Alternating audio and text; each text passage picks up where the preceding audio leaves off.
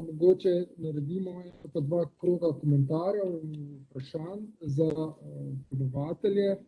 Profesor Ivančič se je že najavil, da bi želel nekaj komentirati.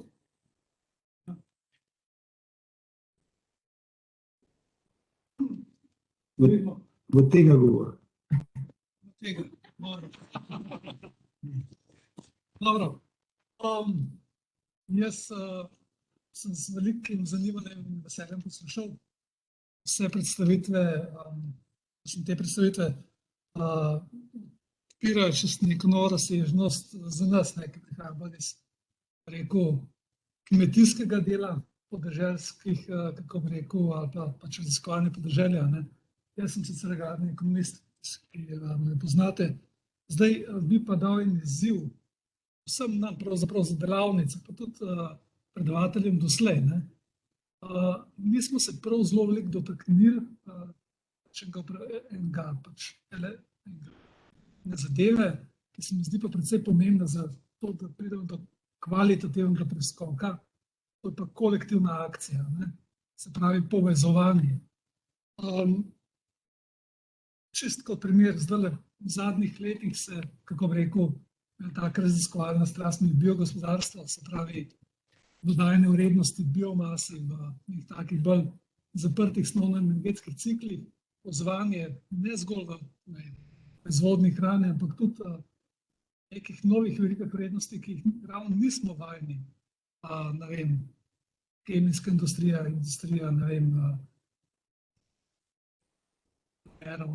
pač gradbena industrija in podobno, da bi posegal v surovinah, ki so, bom rekel, bolj, se pravi, tam se dogaja veliko nadomeščanje fosilnih virov z biosnovanimi. Tukaj pa vidim en velik, kako bi rekel, neizkoriščen potencial. Marko je rekel, slovensko podeželje je bogato s prostorom, prostor je naša primerjalna prednost. V tem prostoru sta pač vendarle smiselni rabi tega prostora, če govorimo o gospodarskih rabah, sta gozdarstvo in kmetijstvo. Tukaj pa če stopamo mi, nas boli srce, pa če se Slovenci, pa slovensko gospodarstvo pa boli mogoče tudi kakšen makroekonomski kazalnik v tem, da pač od te primarne proizvodne, čisto po nazoru, 50% lesa iglavcev pač gre kot hlodovina v izvoz, 75% lesa listovcev po kurmo, 50% mleka in 30% govejih pitancev, govorim pa o ključnih proizvodih, pravzaprav kmetijstvo in gozdarstvo Slovenije, konča kot primarna surovina v predelovalnih dejavnostih Slovenije. Tako da nacionalno gospodarsko to verjetno ni ravno dosežek, s katerim bi se hvalil. Zdaj ne bi rad zapadel v pesimizem. Prej je kolegica Kotnik, ste lepo rekli, verjamemo v posameznike s podjetniško miselnostjo. Posameznike s podjetniško miselnostjo. Zdaj ta element povezovanja. Prej ste omenili Janko Kovdila, recimo super primer, Kovdila. In kdor sledi pač ta primer skozi eno časovno obdobje, leta 1996, mislim, da so dobili, se pravi, slovensko regionalno nagrado Štefana Smeja, je dobila blagovna znamka Diši po Prekmurju. Janko Kovdila je bil njen velik promotor. Gre za dejansko kolektivno blagovno znamko, ki je imela po mojem en zelo dober potencial, ki pa nikdar ni pravzaprav do konca se izživel in je potem nekako tudi Kovdila, bom rekel, znižal obrate in se pač racionalno odločil, da bo pač Kovdila okrepil in izjemno dobro na tem dela. In tudi ta, kako bi rekel, to, kar ste tudi pač pokazal, se pravi, kolega Kuščer, diverzifikacija, recimo primer Haloz, pa se pravi tele industrije, se pravi ustvarjalne, kreativne industrije, Grosuplem, se pravi nam potrjujejo, da podeželje nima težave za podjetnostjo. Ta diversifikacija, bi si pa upal reči, da ni toliko vi ste temu rekel, da je odraz nekih sodobnih razvojnih procesov. Jaz sem pa rekel, da je tudi po drugi strani tudi en tak zelo racionalen odziv posameznikov, se pravi, diversifikacija je tak čisto osnovna strategija, bom rekel, upravljanja za tveganje. In potem se nam zgodi, da tako kot disruptivno inovacijo ugotovimo ali pa najdemo disruptivno inovacijo zadrge. Pridemo spet nazaj, pravzaprav, da je pa tista zadeva, ki pa prinaša neke kvalitativne preskoke, je pa ta kolektivna akcija, je povezovanje, je komunikacija, ali pa če hočemo tudi na višji ravni povezovanje politike. Če se vrnem nazaj k biogospodarstvu, potem nehal. Ampak tipičen primer izkoriščanja potencijala, gospodarskega potencijala lesne biomase, ki ga pokrivata dve ministrstvi z dvema različnima politikama in veliko pomanjkanje, bom rekel, usklajenosti med tema dvema. Ker pač prav do žage smo mi, od žage naprej njihovo, se ne bomo spravili, pač njihovo interesno sfero, njihove ukrepe, oni pa ne vnašajo.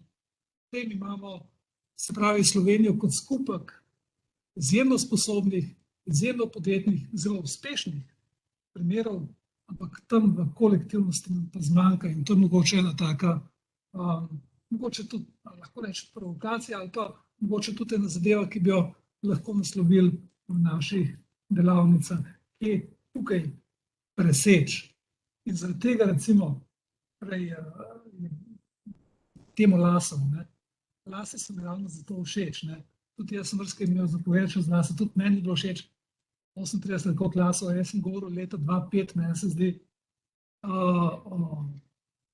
ko sem rekel, tematskih akcijskih skupinah, ne da bi bottom-up vsak pomalem, vsak odkrival iste zadeve, kratke oskrbne verige in podobne zadeve, da mi je tematske dno, pa jih 10 let ni bilo treba lase govoriti, ko meni več ni vabo.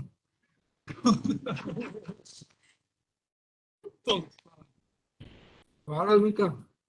Mogoče še nekaj komentarjev vzamemo, vprašanj za predavatelje. Še želel kdo? Ja.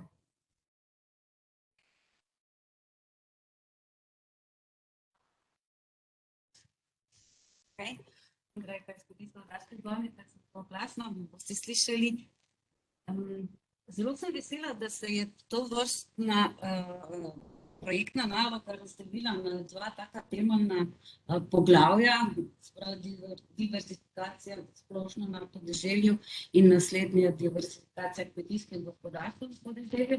Danes je tudi tekla debata med nami na hodniku.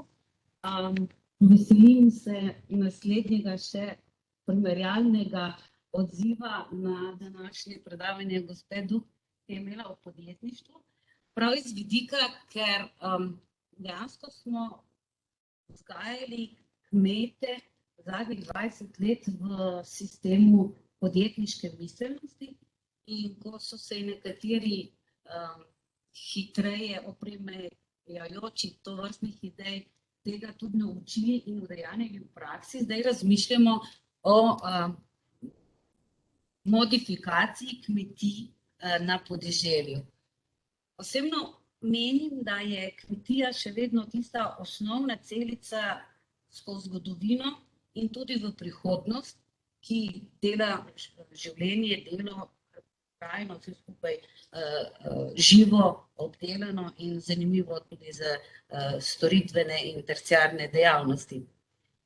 In prav tu miselnost, ki je izključno naravnana na princip podjetništva, to je moje mnenje za debato in diskusijo, jo ocenjujem kot kvarno, kajti če gremo gledati v maksimiziranje učinkov podjetniške miselnosti, potem istočasno zmanjšamo optimiziranje osnovnih poslovnih oziroma proizvodnih struktur. In to je pretežno zemlja, druga stran ljudje, delovna sila. In če se hočemo izogniti prekarnemu delu, izkoriščanja eksploatacije enega in drugega, moramo pričeti razmišljati to, kar je na kmetijah zgodovinsko človek, ki je bil dober, uspešen, bil prepoznan in imenovan kot dober skrbni gospodar, in istočasno to odgovornost ravnanja posameznega v poslovnih objektivizira oziroma ureja tudi sama zakonodaja v prepoznavanju delovanja posameznih poslovnih oziroma kakršnihkoli dejavnosti. Kajti entrepreneurship in biznis ni eno in isto. Mi je bilo všeč to vprašanje 4 oziroma 3 V-jev pa en how, oziroma po slovensko bi bilo vse na K, s tem, da bi what, who, when in how dodala tudi še where. Ta where je kmetija ena posebna in osnovna celica. Hvala. Hvala. Še kakšen komentar, vprašanje? Da mogoče potem vodničarjem priložnost, da se odzovejo na slišano, mogoče tudi na druge predstavitve.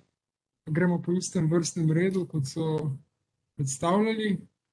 Če je potrebno mečka nas čas, pa še je po mojem zelo smiselno, čim prej začnemo, razen če ima do nujno intervencijo, refleksijo, komentar, ki bi bil nek input v delavnici.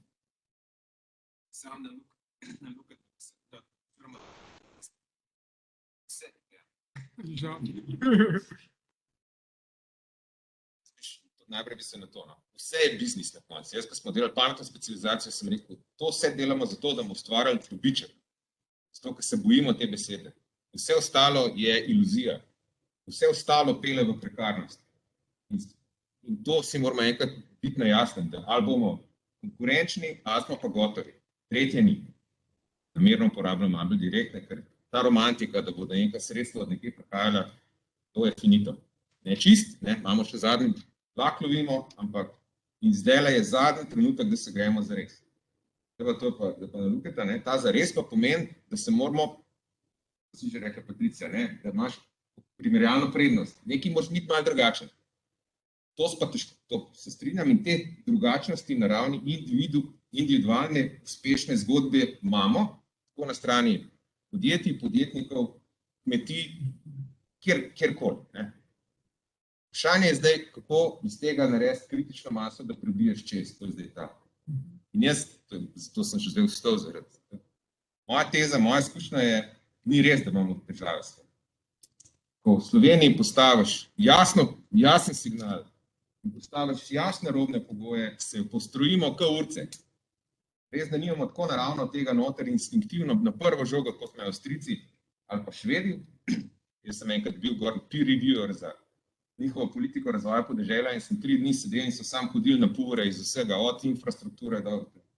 In oni imajo inherentno ta iskanje konsenza v njihovem DNK-ju. To drži, tega mi nimamo.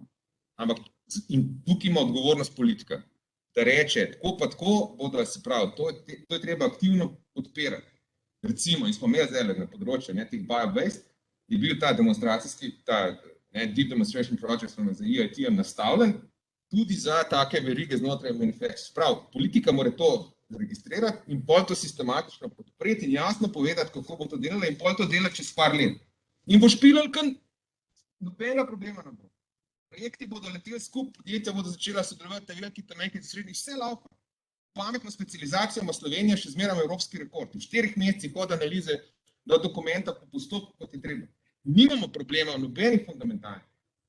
Sam treba pa imeti, treba pa dati jasen signal in ta signal se pa začne na vrh, to je pa res.